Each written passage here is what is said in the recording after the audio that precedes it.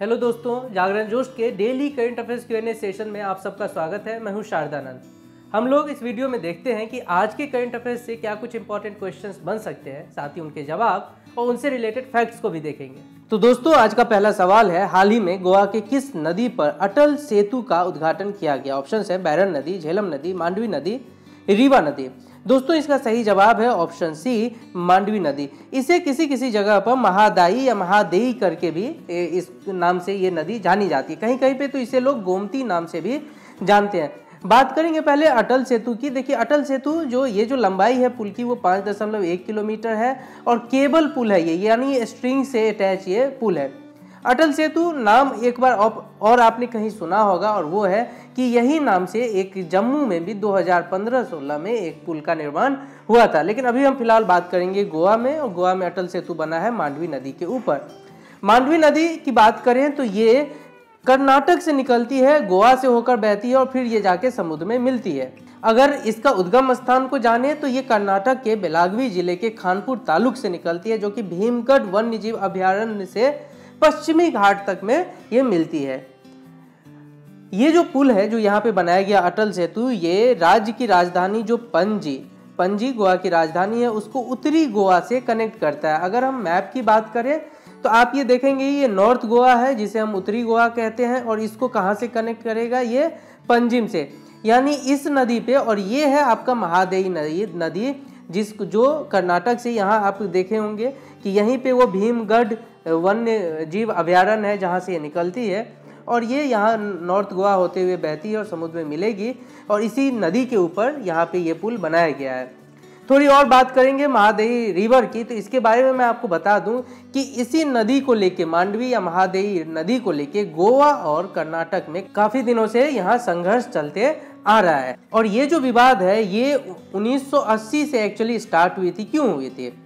कर्नाटक सरकार कहती है ये जो महादेई यहाँ से निकलती है, हम इसको मालप्रभा बेसिन के साथ ऐड करेंगे। ये मालप्रभा रिवर है यहाँ पे, जो कि फिर ये कृष्णा का ही ट्रिब्यूटरी है। ये जो कृष्णा नदी है इसकी ही ट्रिब्यूटरी है। ये बोलते हैं इस नदी के ऊपर हम पुल बनाएंगे ताकि पानी हमारा मालप्रभा से होते हुए वहाँ के लोगों को किसी कार्य के लिए लगे। गोवा कहती है देखो जी, अगर आप यहाँ पुल बनाओगे, इसके ऊपर और भी कुछ अगर काम करते हो, तो इससे जो हमारे जो लोग हैं, जिन्हें गोवा में या जो नॉर्थ गोवा से रिलेटेड जो भी वहाँ लोग रहते हैं, उनको पानी जो उनकी मिलनी चाहिए वो पानी नहीं मिलेगी। इससे हमारे लिए प्रॉब्लम हो जाएगी। और इसी को लेके दोनों स्टेट में विवाद शुरू हुआ, और इसी के कारण 2010 में महादेई रिवर डिस्प्यूट ट्रिब्यूनल बना। क्यों बना? क्योंकि ये जो गोवा और कर्नाटक के बीच में जो विवाद है उसको हल करने के लिए। अच्छा, जब मैं ये रिवर ट्रिब्यूनल की बात करता हूं तो आपको इसमें एक और बात बता दूं कि ये ट्रिब्यूनल बनता कैसे है। कॉन्स्टिट्यूशन में क्या इसका कहीं पे लिखा गया है? जी बिल्कुल लिखा गया है। आर्टिकल 262 कहता है कि किसी भी दो स्टेट के बीच अगर रिवर का कोई विवाद हो तो उसके लिए इंटर रिवर डिस्प्यूट ट्रिब्यूनल बन सकता है। और इसी एक कानून है जिसके तहत कॉन्स्टिट्यूशन सुप्रीम कोर्ट को भी बार करता है कि अगर सेंटर चाहे तो आप इस विवाद में नहीं आएंगे और सिर्फ सेंटर ही इस मामले का निपटारा कर सकता है।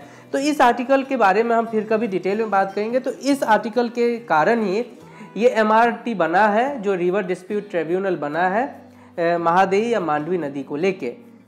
और अब हम बढ़ेंगे आज के दूसरे सवाल की ओर। ICC ने किस भारतीय ऑलराउंडर को अंतर्राष्ट्रीय क्रिकेट में गेंदबाजी करने से निलंबित कर दिया, यानी उसे बैन कर दिया? ऑप्शंस है अंबाती रायडू, रविंद्र जडेजा, हार्दिक पांड्या, केदार जाधव।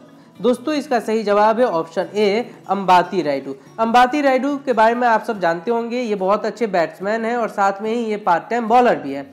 हालांकि ऑस्ट्रेलिया के अगेंस्ट जब इन्होंने अपना बॉलिंग किया था तो मैच रेफरी ने इनके एक्शन को थोड़ा सा संदेहास्पद बताया, और उसके लिए इन्हें बताया कि आप 14 दिन के अंदर अपना एक गेंदबाजी एक्शन का टेस्ट दीजिए। अब टेस्ट आने के बाद ICC ने उन्हें अंतर्राष्ट्रीय क्रिकेट में गेंदबाजी करने से निलंबित कर दिया। ये नियम कहाँ से आते हैं? ICC का जो कोड ऑफ कंडक्ट है, ICC इंटरनेशनल क्रिकेट काउंसिल के कोड ऑफ कंडक्ट है 4.2 नियम के मुताबिक उन्हें तत्काल गेंदबाजी से रोक दिया गया, यानी उनके ऊपर एक तरह से बैन कर दिया है बॉलिंग को लेके। तो ये एक इनके कैरियर को लेके एक बहुत ही बड़ा एक आघात कहेंगे। हालांकि वो बहुत अच्छे बैट्समैन हैं, तो उस रूप में तो ये टीम में बने ही रहेंगे। और हम बढ़ेंगे आज के अगले सवाल की ओर। उत्तर प्रदेश में मुख्यमंत्री सामूहिक विवाह योजना के तहत सरकार कितने रुपए का सहयोग करती है? ऑप्शन है 35,000, 51,000, 1,25,000। दोस्तों इसका सही जवाब है ऑप्शन बी 51,000 रुपीज। देखिए ये अभी जाके जो वहां के जो मुख्यमंत्री हैं योगी आदित्यनाथ जी ने, उन्होंने अभी जाके ये 51,000 रुपये का जो मुख्यमंत्री सामूहिक विवाह योजना है उसके लिए ये रकम बढ़ाई है। इससे पहले ये 35,000 रुपये थी और जिसको अभी 51,000 रुपये इन्होंने किया है। साथ ही ये जो कैबिनेट का जो योगी आदित्यनाथ के नेतृत्व में जो स्टेट कैबिनेट की बैठक हुई थी उसमें ना सिर्फ एक डिसीजन बल्कि बहुत सारे ऐसे डिसीजन लिए गए थे, जिसमें एक वृद्धावस्था पेंशन को लेके भी था। ये भी आपसे सवाल पूछा जा सकता है। जो उत्तर प्रदेश पीसीएस का अगर आप लोग करते हैं प्रिपरेशन तो वहाँ पे ऐसे सवाल आते हैं कि इस स्कॉलरशिप में कितने पैसे मिलते हैं, इस पेंशन में कितने पैसे दिए जाते हैं। तो अगर आपको वृद्धावस्था पेंशन पूछे तो पहले 400 था और अब इसे बढ़ा के 500 रुपये सरकार ने कर दिया है। और सामूहिक विवाह में मैंने बताया 51,000 रुपये। बढ़ेंगे आज के अगले सवाल पे। ब्लूमबर्ग इनोवेशन इंडेक्स 2019 में भारत का स्थान क्या है? देखिए यहाँ पे आपको पूछा जा रहा है कि ये जो इंडेक्स है इसमें भारत कौन से पोजीशन पे रहा, 15वां, 23वां, 45वां, 54वां। दोस्तों इसका सही जवाब है option D 54th position Bharat को मिला है। हालांकि ये पोजीशन ही बहुत बड़ा इंपॉर्टेंस रखता है इंडिया के लिए, क्योंकि पहली बार इंडिया ब्लूमबर्ग इनोवेशन इंडेक्स में अपना स्थान बनाने में कायम रहा है। ये इंडेक्स क्या है? ये 60 इकोनॉमी यानी 60 देशों के इंडेक्स को ये बताता है कि कौन इनोवेशन के मामले में अच्छा काम कर रहा है। भारत इसमें पहली बार आया है और उसे 54वां स्थान मिला है। वहां पे भारत की बात करें तो जो 2019 में 60 अर्थव्यवस्था को उन्होंने शामिल किया उसमें भारत ने 100 में से 47.93 का स्कोर प्राप्त किया और 54वें स्थान पे रहे।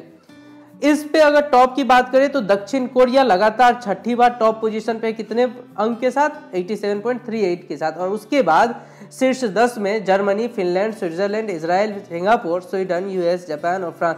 समझ लीजिए इस तरह के जो एमिनेंट एक इंडेक्स है उसमें भारत ने अपना स्थान बनाया है। इस बार 54वें पे रहा है। आगे अगर इसी तरह इकोनॉमी काम करती रही, ऐसे ही कुछ इनोवेशन हमारे यहाँ होते रहे तो हो सकता है इसके और ऊपर हम जाए। ये जो ब्लूमबर्ग इनोवेशन इंडेक्स है वो काम क्या करता है, किस चीज के ऊपर ये रैंकिंग या इंडेक्स देता है? देखिए ये कहता है कि आपने जो अपने एक्सपेरिमेंट या डेवलपमेंट के ऊपर जो शोध और रिसर्च और विकास के ऊपर जो खर्च किया है, उच्च तकनीक, सार्वजनिक कंपनियों की विनिर्माण क्षमता और एकाग्रता सहित दर्जनों ऐसे मानदंड है जिसका वो विश्लेषण करता है और इसके ऊपर ही वो यहाँ रैंकिंग या इंडेक्स में किसी कंट्री को वो रैंकिंग देता है, उससे जितने भी स्कोर उसने प्राप्त किए उस लेवल पे। फिलहाल भारत 54वें स्थान पे है, याद रखना है। बढ़ेंगे आज के अगले सवाल पे। किस देश को इजराइल के एथलीटों को भाग लेने की अनुमति देने से इनकार करने की धमकी के लिए 2019 का विश्व पैरा तैराकी चैंपियनशिप की मेजबानी से अधिकार छीन लिया गया? यानी जो वो पहले इसकी मेजबानी करने वाले थे विश्व पैरा तैराकी चैंपियनशिप का, अब वो नहीं करेंगे। कौन है options? Myanmar, Sri Lanka, Malaysia, Bhutan. इसका सही जवाब है ऑप्शन सी मलेशिया। मलेशिया ने धमकी दी थी कि वो इजराइल के एथलीटों को अपने यहाँ अगर ये आयोजित होता है विश्व पैरा तैराकी चैंपियनशिप तो इजराइल के एथलीटों को उसमें वो भाग लेने की अनुमति नहीं देंगे। और इसी के मद्देनजर ये जो विश्व पैरा तैराकी का जो संघ है उसने इसके मेजबानी का जो हक है, जो अधिकार है, वो मलेशिया से छीन लिया है। इस चैंपियनशिप के बारे में मैं आपको बता दूं कि यह 2020 में यानी 2020 में जो टोक्यो का पैरालंपिक के लिए क्वालिफाइंग स्पर्धा है और जिसका आयोजन 19 जुलाई से 4 अगस्त के बीच होना था, मलेशिया के कुचिंग में होना था। अब चूंकि ये अधिकार उनसे छीन लिया गया है, इसीलिए ये जो अब संघ है अंतर्राष्ट्रीय पैरालंपिक समिति, अब वो किसी और मेजबान की तलाश में अभी होंगे और फिर बताएंगे कि अब ये जो इसकी मेजबानी है वो किसे दी जा रही है। फिलहाल अगले सवाल। विश्व में स्टील का दूसरा सबसे बड़ा उत्पादक देश कौन है? ऑप्शन है जापान, भारत, चीन, अमेरिका। दोस्तों इसका सही जवाब है ऑप्शन बी भारत या इंडिया। देखिए अगर यही सवाल आपको एक सप्ताह पहले पूछा जाता तो आपका आंसर होना चाहिए था जापान, लेकिन अभी 2 दिन पहले ही भारत ने जापान को नंबर 2 पोजीशन से नीचे धकेल दिया और खुद नंबर 2 पोजीशन पे पहुंच गया। ये भारत के लिए बहुत ही महत्वपूर्ण एक दिन है या यूं कहे एक बहुत ही बड़ा एक माइलस्टोन है। नंबर 1 की बात करें तो यहाँ चाइना पहले से ही है, लेकिन फिलहाल बात करते हैं नंबर 2 की। देखिए अभी हाल ही में WSA वर्ल्ड स्टील एसोसिएशन के आंकड़े आए हैं, उसमें बताया कि जो कच्चा इस्पात का जो उत्पादन है भारत में 4.9% बढ़ गया है और अभी 106.5 मिलियन टन हो गया, जबकि जापान का उत्पादन 0.3% घट के 104.3 हो गया। और यही एक टर्निंग पॉइंट रहा जहां इंडिया सेकेंड पोजीशन पे पहुंच गया है। मैं आपको बता दूं कि इंडिया का जो स्टील मिनिस्ट्री है उसने अपना ऑलरेडी एक टारगेट फिक्स करके रखा है कि 2030 तक हम 300 मिलियन टन जो हमारी कैपेसिटी होगी प्रोडक्शन की, हम उसको अचीव कर लेंगे। और उस दिशा में अगर हम देखें तो ये बहुत ही अहम एक दिशा है भारत के लिए कि हमने 2018 में 106.5 मिलियन टन हमारा जो प्रोडक्शन कैपेसिटी है वो हो गया है। बात करेंगे अगर इसकी तो देखिए चाइना ऑलरेडी नंबर 1 पे है और 6.6% इसने 2018 में ज़्यादा इसका प्रोडक्शन हुआ है और 928 मिलियन टन इसने स्टील का उत्पादन किया है। वही भारत 106, जापान 104 के साथ तीसरे पे, यूएस चौथे पे और 10वें पोजीशन पे। ये भी बहुत ही रिमार्केबल है कि यहाँ ईरान पहुंच गया है। वही ईरान जो वर्ल्ड लेवल पे बिल्कुल ही अलग थलग हो गया, जिसके ऊपर सैंक्शंस किए जा रहे हैं यूएन के ओर से, फिर भी वो 10th पोजीशन पे वर्ल्ड रैंकिंग में मौजूद है। बढ़ेंगे आज के अगले सवाल पे। निम्न में से कौन इंडोनेशिया मास्टर्स का खिताब जीतने वाली पहली भारतीय महिला शटलर बन गई?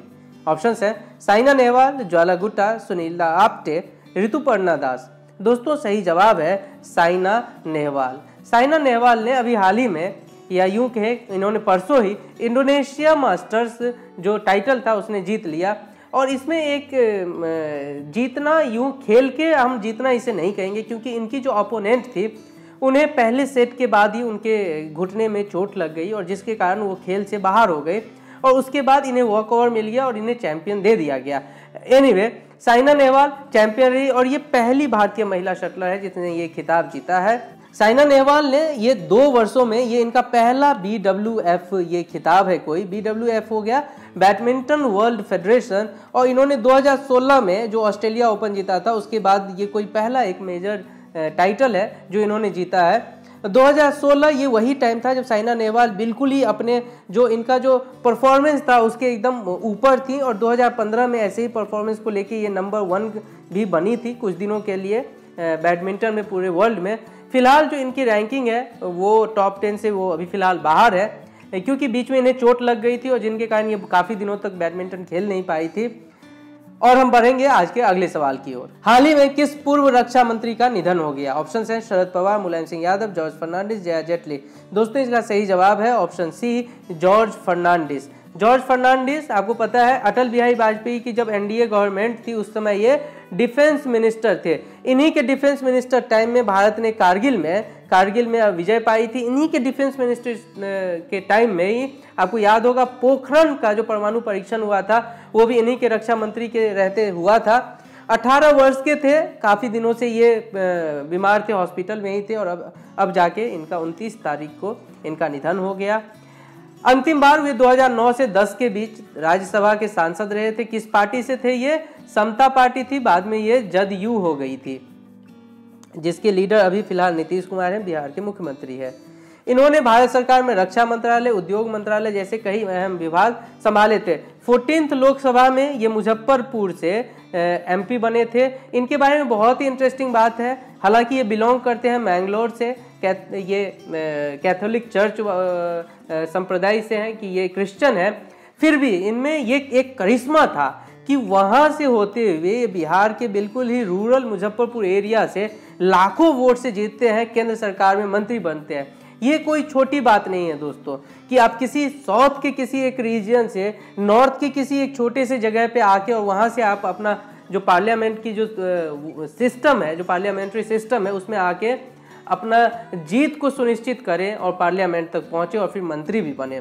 तो ये एक अपने आप में एक बहुत ही लेजेंडरी लीडर थे और इनसे जो एक पॉलिटिकल जगत है, यह पार्टी है, उनको तो एक बहुत ही गहरा क्षति हुई ही होगी। और दोस्तों इसी के साथ हम खत्म करेंगे आज के इस Q&A सेशन को और हम बढ़ेंगे अब अगले सेगमेंट में, जहां आपके पूछे गए सवाल और नया आपसे कौन सा सवाल पूछा गया, इन दोनों सवालों का हम चर्चा करते हैं। तो देखते हैं पिछले दिन के क्वेश्चन को। छात्र पुलिस कैडेट योजना की शुरुआत किस राज्य सरकार ने की? ऑप्शंस थे ओडिशा, बिहार, उत्तर प्रदेश, केरल। दोस्तों इसका सही जवाब है ऑप्शन डी, केरल। केरल ने इसकी शुरुआत 21 जुलाई 2018 को राष्ट्रीय स्तर पे शुरू किया था और उसके बाद बहुत सारे राज्य हैं जिसने ये एक जो स्कीम है इसको शुरू किया था। कर्नाटक ने किया, फिर तमिलनाडु ने किया, तेलंगाना ने किया और अभी कुछ दिन पहले ही ओडिशा ने 26 जनवरी के अवसर पे ये छात्र पुलिस, स्टूडेंट पुलिस कैडेट योजना की शुरुआत की। क्या होता है इसका? छात्रों को समाज और राष्ट्र के प्रति उनके अधिकारों और दायित्वों के बारे में जागरूक करने के इरादे से ये छात्र पुलिस कैडेट की स्थापना या ये कार्यक्रम शुरू किया गया। और आप सब ने इसका बहुत ही बखूबी जवाब दिया, बहुत ही सही जवाब था इसका, और इसका सही जवाब है केरल सरकार ने सबसे पहले इसकी शुरुआत की थी। और एक सवाल आपके लिए जिसका जवाब हमें कमेंट बॉक्स में लिख के दें। परीक्षा पर चर्चा कार्यक्रम किसके नेतृत्व में आयोजित किया जाता है? ऑप्शन है HRD minister, president, prime minister, chief minister.